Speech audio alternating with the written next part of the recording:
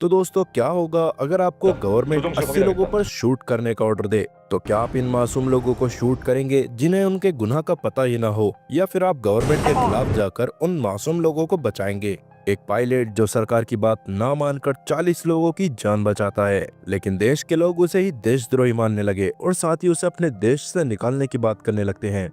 जो आदमी उनके लिए जान देने को भी तैयार था, वो लोग आज उस पर देशद्रोही होने का इल्जाम लगा रहे थे। लेकिन आखिर में वो पायलट कुछ ऐसा कर गया जिससे उन इल्जाम लगाने वाले लोगों को पछतावे की जिंदगी जीनी पड़ी। तो दोस्तों कहानी की शुरुआत होती है विलियम नाम के एक पायलट से, जो काफी बहादुर होने के साथ साथ खतरनाक भी था, जो अपने देश के लिए किसी भी हद तक जा सकता था और हमेशा से इसी इंतजार में रहता था कि कब उसे अपने देश के लिए कुछ करने का मौका मिले। आज विलियम अपने दोस्त के साथ पेट्रोलिंग के लिए आया हुआ था, तभी उन्हें एक इमरजेंसी मैसेज मिलता है जिसे सुनकर वो दोनों काफी घबरा जाते हैं। उन्हें बताया जाता है कि कुछ टेररिस्ट ग्रुप ने उनके देश के एक पैसेंजर प्लेन को हाईजैक कर लिया है और अब उन्हें ऑर्डर दिया जाता है कि उन्हें उस प्लेन के पास पहुंचना होगा। विलियम और ली उस प्लेन के पास पहुंचते हैं और प्लेन से कांटेक्ट करने की कोशिश करते हैं, लेकिन कांटेक्ट नहीं होता, जिससे उन्हें समझ आ गया था कि टेररिस्ट ग्रुप ने पायलट को गन पॉइंट पर ले रखा होगा और वही इस प्लेन को कंट्रोल कर रहे होंगे। वो प्लेन की खिड़की से पैसेंजर्स को देखते हैं जो काफी डरे हुए थे। विलियम को देखकर उन लोगों को उम्मीद मिलती है कि अब वो लोग बच सकते हैं। विलियम अपने प्लेन को कॉकपिट की तरफ ले जाता है। तब वो पायलट को देखकर पूरी तरह दंग रह गया, क्योंकि प्लेन का पायलट कोई और नहीं, उसका सगा भाई था, जिसे वो अपनी जान से ज्यादा मोहब्बत करता था। वो ये सब सोच ही रहा था, तभी हाई कमांड से ऑर्डर आता है कि उस प्लेन के एक इंजन को नष्ट कर दिया जाए, जिससे प्लेन ओशन में क्रैश हो जाएगा और हम पैसेंजर को वहां से सेफली रेस्क्यू कर लेंगे। विलियम अपने ऑफिसर से कहता है इस प्लेन में बैठे यात्री मर सकते हैं, पर उसे सीधा बोल दिया गया था कि तुम ज्यादा मत सोचो, तुम सिर्फ प्लेन के इंजन को टारगेट करो। विलियम उनकी बात को ना मानते हुए प्लेन को एयरबेस पर ले गया और उसकी इस लापरवाही की वजह से हाईजैकर्स प्लेन को सक्सेसफुली नॉर्थ कोरिया ले जाने में कामयाब हो गए। जिसके बाद हम विलियम और उसके दोस्त ली को देखते हैं, जिनकी इंक्वायरी चल रही थी। सीनियर उनसे पूछता है कि तुम लोगों ने प्लेन के इंजन को शूट क्यों नहीं किया। विलियम कहता है सर, उस प्लेन में हमारे देश के मासूम लोग और बच्चे बैठे थे, और अगर मैं शूट करता तो प्लेन में बैठे सारे लोग मारे भी जा सकते थे।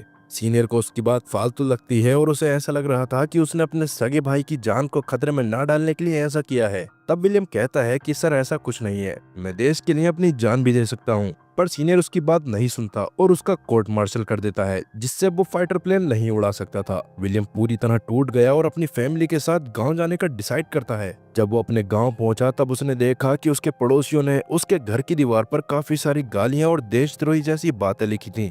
तब विलियम उन्हें पेंट करके मिटा देता है और अपनी फैमिली के साथ शांति से रहने लगता है। कुछ दिनों बाद नॉर्थ कोरिया पैसेंजर्स को छोड़ने के लिए राजी हो जाता है। सभी लोग अपने अपने परिवार वालों को रिसीव करने के लिए बॉर्डर पर इकट्ठे हो रहे थे। वहाँ विलियम भी अपने भाई को लेने के लिए आया होता है, लेकिन अफसोस उसे अपना भाई नहीं मिलता। तब वो ऑफिसर से उसके बारे में पूछता है। फिर उसे पता चलता है कि नॉर्थ कोरिया ने सिर्फ 30 पैसेंजर को ही रिलीज किया है और बाकी बचे लोगों को वहां मजदूरी करने के लिए रख लिया गया। इस बात को सुनकर विलियम टूट जाता है और अपने आप को कसूरवार मानने लगा। दूसरी तरफ हम देखते हैं कि एयरपोर्ट पर काफी ज्यादा यात्रियों की भीड़ लगी होती है।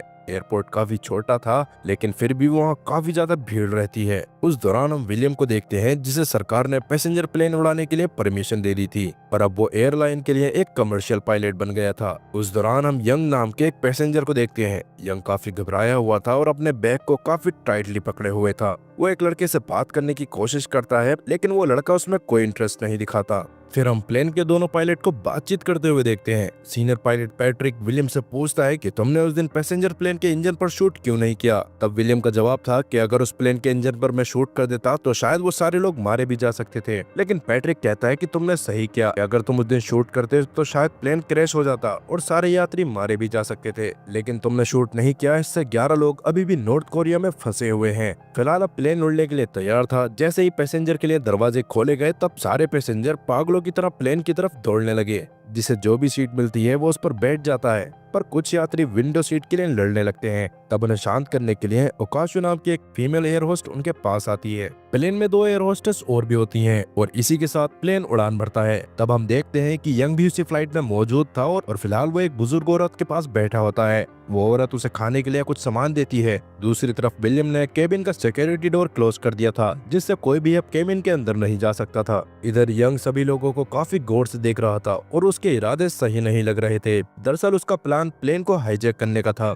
जब सभी यात्री खिड़की से प्लेन के बाहर का नजारा ले रहे थे, तभी वो अपने बैग से एक बॉम्ब निकालता है और उस बुजुर्ग लेडी से कहता है कि तुम अब अपने परिवार से कभी नहीं मिल पाओगी। तब वो एक बॉम्ब को कॉकपिट के डोर पर चिपका देता है और दूसरे बॉम्ब को पैसेंजर्स की तरफ फेंक देता है। वो दोनों प्लेन को कंट्रोल करने की कोशिश कर रहे थे, लेकिन यंग कॉकपिट पर लगे बॉम्ब को भी ब्लास्ट कर देता है, जिससे प्लेन अनकंट्रोल होने की वजह से नीचे की तरफ गिरने लगा। विलियम जैसे तैसे करके प्लेन को संभालते हुए नीचे गिरने से बचा लेता है और उस बॉम्ब की वजह से पैट्रिक काफी ज्यादा घायल हो गया था। जिसके बाद यंग कॉकपिट में जाता है और विलियम को बॉम्ब दिखाकर डराने लगा और कहता है कि अब तुम्हें वही करना होगा जैसा मैं कहूंगा। अगर तुमने मेरी बात नहीं मानी तो मेरे पास इतने बॉम्ब हैं कि अगर मैं एक साथ सारे बॉम्ब फोड़ दूं तो ये पूरा प्लेन ब्लास्ट हो जाएगा। तब विलियम डरते हुए उससे कहता है कि ठीक है, मैं तुम्हारी सारी बात मानूंगा। तब यंग उससे कहता है कि ये प्लेन अब साउथ कोरिया जाने की बजाय नॉर्थ कोरिया जाएगा। जो सुनते ही विलियम उससे कहता है कि तुम्हें थोड़ा सा सब्र करना होगा, क्योंकि पहले मुझे सिचुएशन को संभालने दो और अंदर जो कुछ भी हुआ है मुझे उसे देखना है। सब कुछ संभालने के बाद विलियम तुरंत ही अंदर जाकर देखता है कि प्लेन में काफी बड़ा छेद हो गया है और वो छेद धीरे धीरे बढ़ता जा रहा था, जिसकी वजह से सारा सामान इधर उधर गिरने भी लगा था। तब वो एक सूटकेस लेकर उस छेद के ऊपर रख देता है और काफी भारी सामान उसके ऊपर रखकर उसे बंद कर देता है।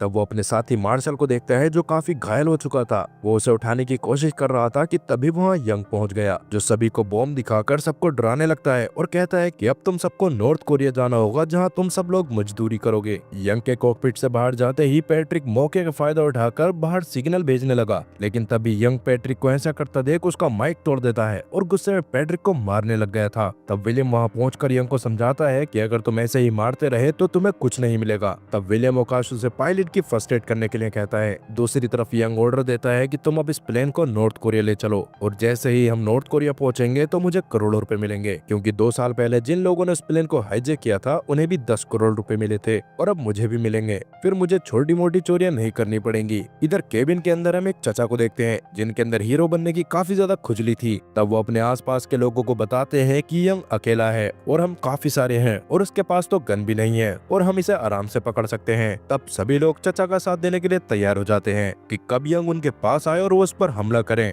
दरअसल चचा के अंदर हीरो बनने का काफी बड़ा कीड़ा था और अब जैसे ही यंग पीछे आता है तभी चचा उस पर हमला कर देते हैं। पहले तो चचा उस पर भारी पड़ रहे थे, पर उनकी मदद करने कोई नहीं आता क्योंकि सबको मौत से डर लगता था और तभी यंग को मार्शल की गन मिल जाती है, जो देखकर अंकल पीछे हट गए। चचा के उस पर हमला करने की वजह से यंग को गुस्सा आ गया था और अब वो चचा को शूट करने वाला था कि तभी विलियम आकर उसे समझाने लगा कि तुम ऐसा मत करो, अगर तुम्हें गुस्सा निकालना है तो मुझे मार दो और इन्हें मारकर वैसे भी तुम्हें क्या मिलने वाला है। तब यंग कहता है कि इस आदमी को इसकी सजा मिलनी चाहिए क्योंकि ये कुछ ज्यादा ही हीरो बन रहा था। काफी देर तक विलियम उसे समझाता है कि अगर तुमने इन्हें मार दिया तो तुम्हें नॉर्थ कोरिया जाकर कम पैसे मिलेंगे, जिससे तुम्हारा ही नुकसान होगा। तब यंग विलियम से कहता है कि तुम सभी लोगों को समझा दो कि कोई भी मेरे बीच में आया तो अपनी जान से हाथ धो बैठेगा। जिसके बाद विलियम सब पैसेंजर को समझा देता है, लेकिन यंग मार्शल को बांध देता है क्योंकि उसे पता था कि यंग पहले पुलिस में रह चुका है और उसे इस सिचुएशन से निपटने का आइडिया है। विलियम वापस से कॉकपिट में जाने के बाद प्लेन को कंट्रोल करते हुए नॉर्थ कोरिया की तरफ मोड़ देता है। कोरिया के बॉर्डर के पास पहुंचते ही विलियम अनाउंस करता है कि जिसके पास भी कोई आईडी कार्ड हो वो उसे डिस्ट्रॉय कर दे, क्योंकि अगर उन लोगों को तुम्हारी सही आइडेंटिटी का पता चल गया तो वो लोग तुम्हें मार डालेंगे। जो सुनने के बाद पैसेंजर वैसा ही करते हैं। उस दौरान विलियम यंग से पूछता है कि आखिर तुम ऐसा क्यों कर रहे हो, तुम तो अपने देश के साथ ही गद्दारी कर रहे हो। तब यंग अपनी दुख भरी कहानी बताता है कि कैसे कुछ करप्ट पुलिस ऑफिसर ने उससे बिना मतलब के पैसा मांगा और जब उसने पैसे देने से मना कर दिया तब उन लोगों ने उसे झूठे केस में फंसाकर जेल में डाल दिया और उस पर देशद्रोही होने का दावा किया। जब यंग 1 महीने बाद जेल से छूटकर बाहर आया तब उसने देखा कि उसकी मां मर चुकी थी और उनका शरीर सड़ने लगा था।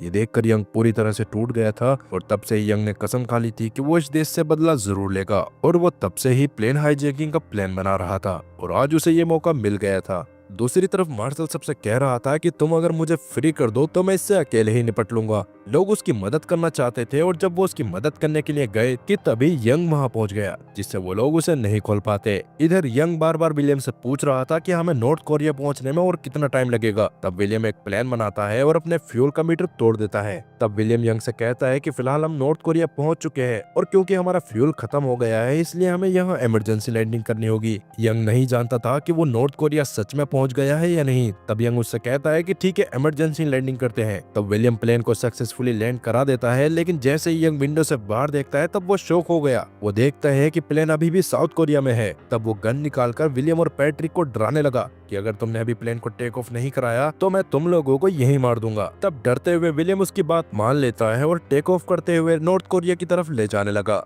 नॉर्थ कोरिया आने ही वाला था कि तभी साउथ कोरियन सरकार फाइटर जेट भेज देती है, जो उन्हें वार्निंग देते हुए कहते हैं कि अगर तुमने अपना रास्ता नहीं मोड़ा तो उन्हें मजबूरन तुम पर शूट करना पड़ेगा। विलियम उनसे रिक्वेस्ट करते हुए कहता है कि अगर तुमने उन पर शूट किया तो प्लेन में मौजूद मासूम पैसेंजर्स मारे जाएंगे, लेकिन वो लोग उसकी बात नहीं मानते और साथ ही कहते हैं कि ये गवर्नमेंट की तरफ से सख्त ऑर्डर है, अगर वो प्लेन नॉर्थ कोरिया की तरफ लेकर गए तो उन्हें मजबूरन तुम पर शूट करना पड़ेगा। तब कॉकपिट के अंदर विलियम यंग से कहता है कि हमें यहीं रुकना होगा, लेकिन यंग उनसे कहता है कि चाहे कुछ भी हो जाए तुम प्लेन को नॉर्थ कोरिया ही लेकर जाओगे। तब देखते ही देखते प्लेन नॉर्थ कोरिया के बॉर्डर तक पहुंच गया था। इधर फाइटर जेट वापस से विलियम को वार्न करते हैं कि अगर उन्होंने प्लेन को साउथ कोरिया की तरफ वापस से नहीं मोड़ा तो आगे मौजूद नॉर्थ कोरिया के फाइटर जेट और उनके बीच जंग हो जाएगी, जिससे दोनों देशों में काफी बड़ा घमासान हो सकता है। तब विलियम एक प्लेन बनाता है और वो प्लेन को सीधा ऊपर ले जाता है, जिससे प्लेन हॉरिजॉन्टल की जगह वर्टिकल हो गया था और पूरा वापस से मुड़ते हुए साउथ कोरिया की तरफ जाने लगा।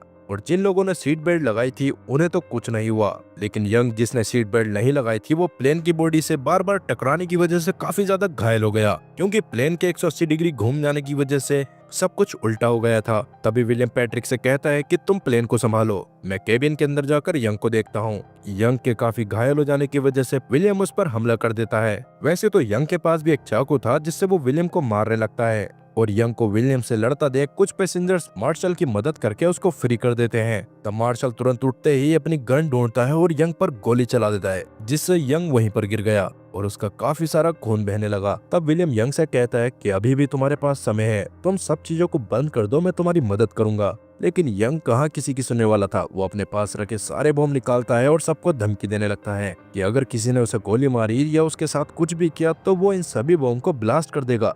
विलियम उसे रोकने की कोशिश करता है, लेकिन यंग बिल्कुल भी मानने को तैयार नहीं था।